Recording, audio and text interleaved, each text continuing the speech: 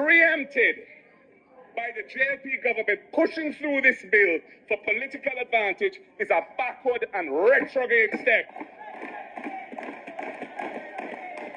And we strongly object to it, and we will not support it. As my colleague, Mr. Speaker, as my colleague, Member of Parliament for South St. Catherine has said, this legislation is gerrymandering legislation. What is gerrymandering? It means shifting up electoral boundaries to keep your supporters in and or to move the other side supporters out. And that is exactly what is happening here. The principal objective of this legislation is to recast existing constituency boundaries of 2 seats to provide a political advantage to the Jamaica Labour Party. That member.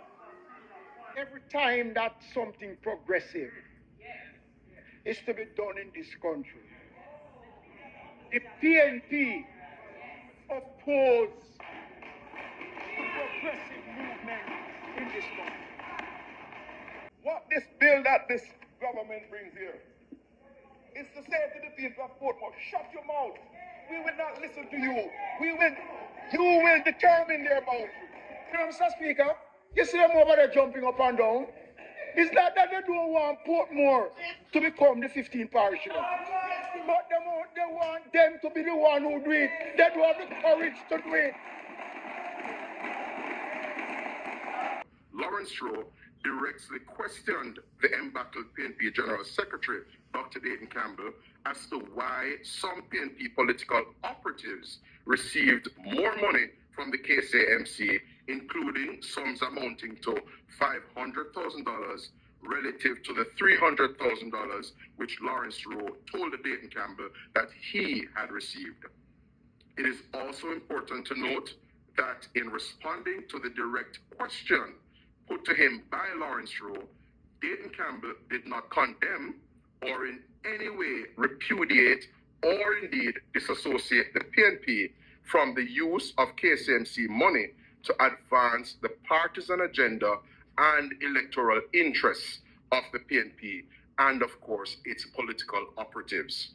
PNP will take legal action to put an end to it. We have full confidence in our General Secretary, Dr. Dayton Campbell, and the Mayor of Kingston, His Worship, Councillor Andrew Swaby.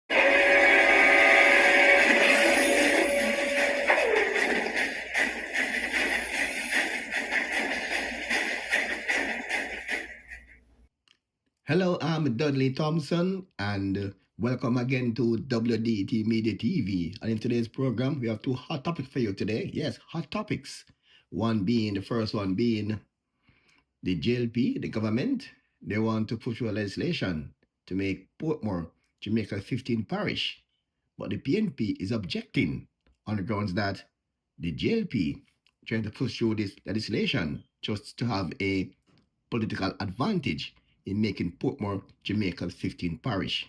Also, in today's show, the PNP is threatening to sue the JLP over comments about misuse of funds at the KSAMC. But first up, here is Mark Golding opposing the motion or the legislation or the bill to have Portmore become Jamaica's 15th parish on the grounds that the government want to use this situation to their political advantage. Here now is PNP leader Mark Golding. Mr. Speaker, it is well known that the opposition does not support this legislation. Such a far-reaching political maneuver as to cast aside Portmore's special status as Jamaica's only city municipality and convert it into a parish ought to emanate from the people who it directly affects.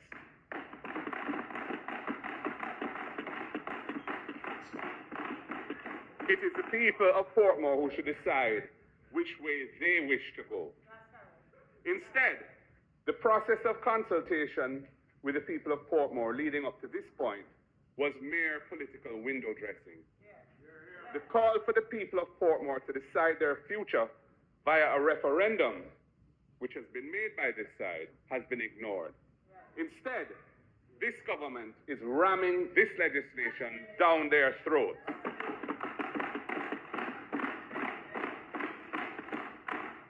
Mr. Speaker, if this legislation becomes law, it will deprive the residents of Portmore of their important rights of democratic participation to directly elect their mayor and for their citizens' associations to have rights of audience on their city council.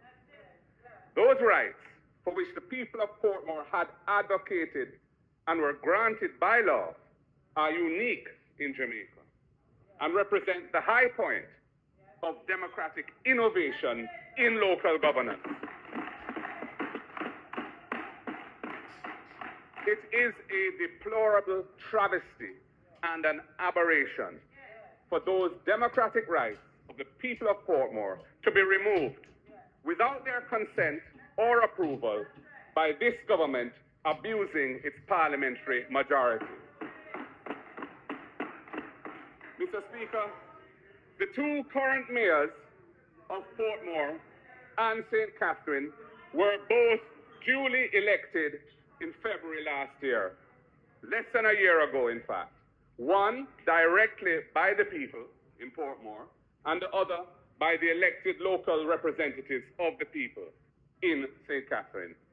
They both hold office as an expression of the democratic will of the people. This bill will destroy the expressed will of the people.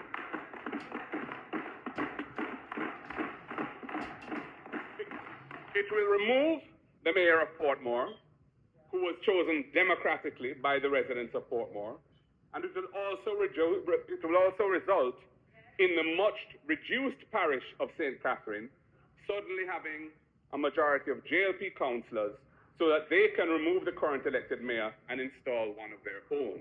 That is the effect of this legislation. Mr. Speaker, it is a deplorable travesty and an aberration for this government to abuse its parliamentary majority to negate the will of the people and remove their duly elected representatives from critical leadership positions that they now hold. This bill violates the people's choice last year.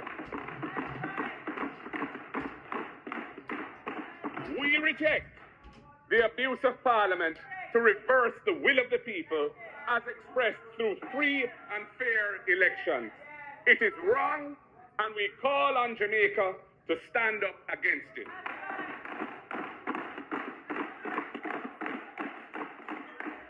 As my colleague, Mr. Speaker, as my colleague, Member of Parliament for South St. Catherine has said, this legislation is gerrymandering legislation.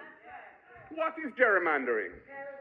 It means shifting up electoral boundaries to keep your supporters in and or to move the other side supporters out. And that is exactly what is happening here. The principal objective of this legislation is to recast existing constituency boundaries of 2 seats to provide a political advantage to the Jamaica Labour Party. That member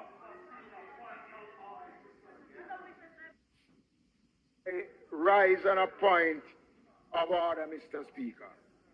The bill that was tabled, and I opened the debate, and we are debating, in that bill includes no provisions about removal of political boundaries. Mr. Speaker, the member is misleading the House. This Parliament, Mr. Speaker, cannot alter or create political boundaries. We are creating a parish boundary, Mr. Speaker. We are creating a parish, and they must stop, Mr. Speaker.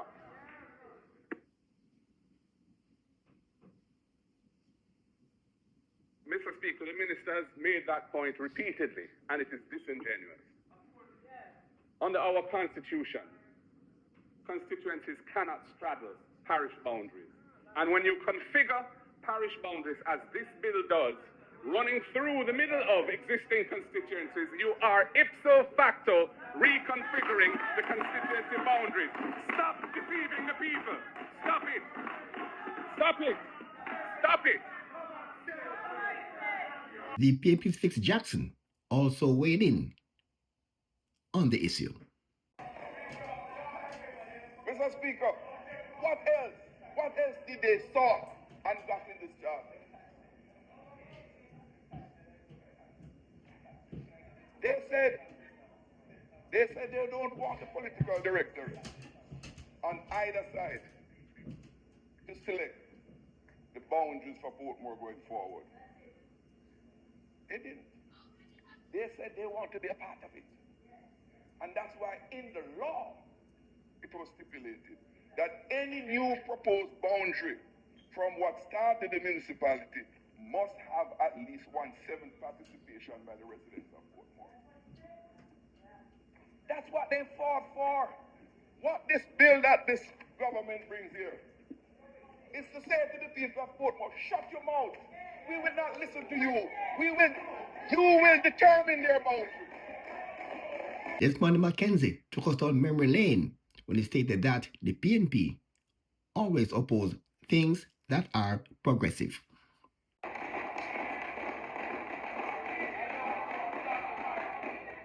The Forum Hotel. The Forum Hotel. The Forum Hotel, Mr. Speaker. The Portmore Art Academy. And if you want to come to know the new municipal building in Portmore, built by the Jamaica Labour Party. Mr. Speaker, this bill, yes, yeah, but we never had the vision to build it. Never had the vision. Mr. Speaker, this bill, Mr. Speaker, should never be taken down this road. Should never, Mr. Speaker. Mr. Speaker, the people of Portmore, without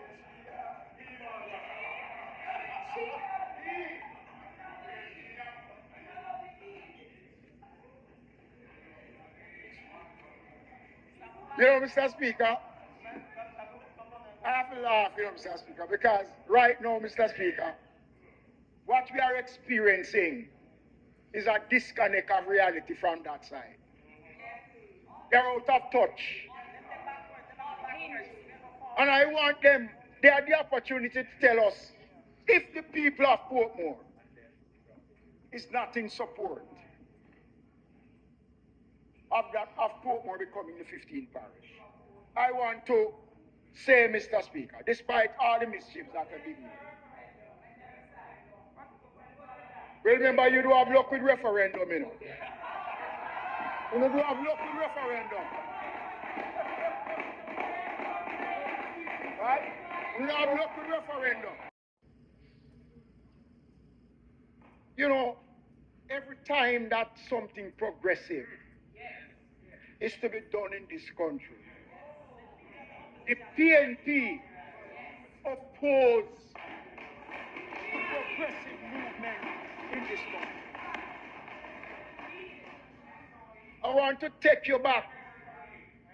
You listen. I want to take you back, Mr. Speaker, because since they have allowed the debate,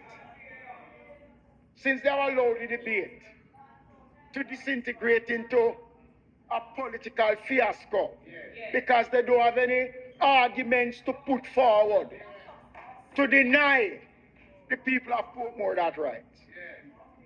You know, Mr. Speaker, we talk about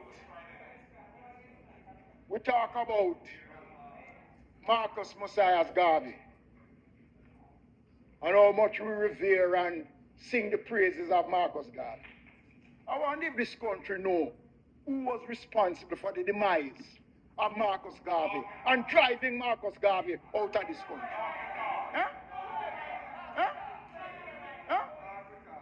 Who prosecuted Marcus Garvey?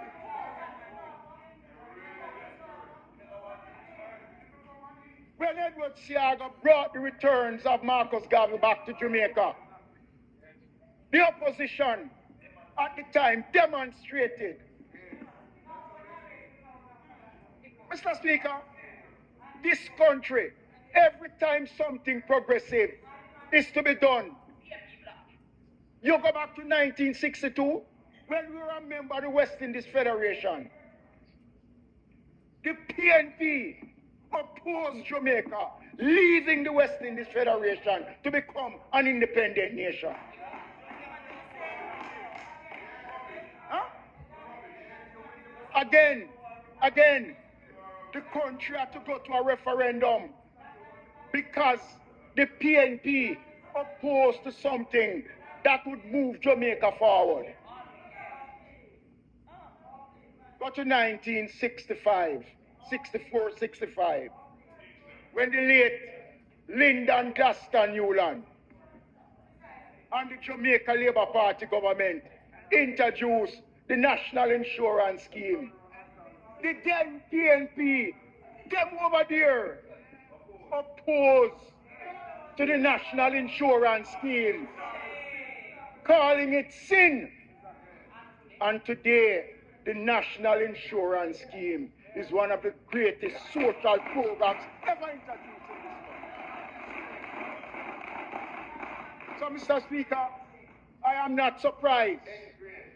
I am not surprised of the pushback that we're getting from the PNP. In the 60s, when Edward Seaga announced the construction of Independence City, do you hear what they said? He might build swamp to put people to live in. Right? And now they're coming to claim. They can't point to one single improvement that they have done in Portmore. Not one.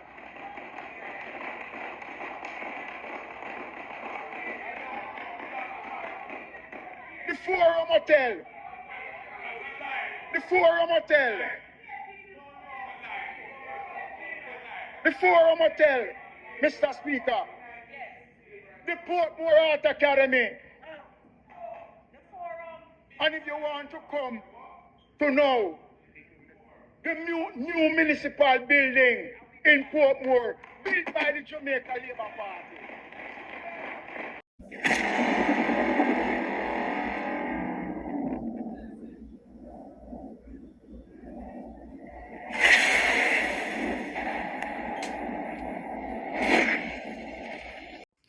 The Jamaica Labour Party, the JLP, held a press conference recently, headed by the task force and by senior member, Mr. Marlon Morgan.